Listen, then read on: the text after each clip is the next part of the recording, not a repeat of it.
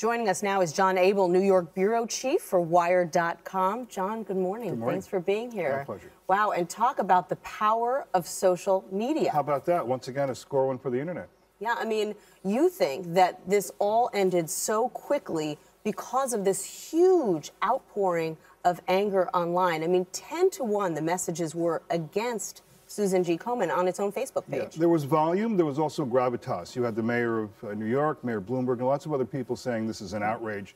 So you had the trajectory of lots of people expressing scorn.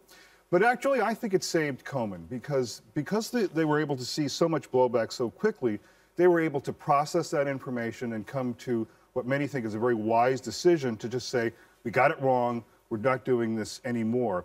If they, in the old days, a couple of years ago, if they had been allowed to just suffer in the wind for 2 weeks, they might have damaged themselves permanently. They tried to use the internet to their advantage as well. Of course. The founder put out a statement on YouTube the very next day trying to explain why they had done this. How did that go over? Did that help them? It just made matters worse. The issue isn't so much the social media component, it's the tone deafness.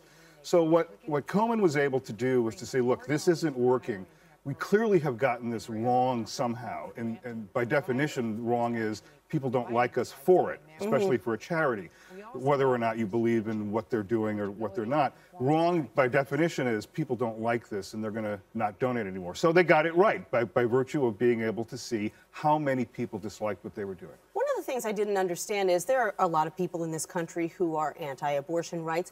Where were those voices? Why weren't those people flooding Komen's Facebook page saying, we applaud you for this decision? Is it just that outrage is a bigger motivator? Well, there's quite a bit of that. There was on Twitter and so quite a bit of sort of this is the best thing that ever happened kind of thing. We hate these people, that sort of thing. But the actual really rise of sentiment was from donors, from people who actually do believe in whatever you want to believe in, the neutrality of this or whatever, that this was something which was done for perhaps the wrong reasons. Those are the voices that rose highest. And again, Komen is about charity. It's about getting money from people who don't have to give it to them. Right. So they have to keep that in mind. Does this remind you of other controversies that have played out on the internet in the past, say with Bank of America and its debit card fees, or Netflix when it changed its policies? Yes. All of these examples are great. Netflix decided to divide up its DVD business, and people said, you're crazy.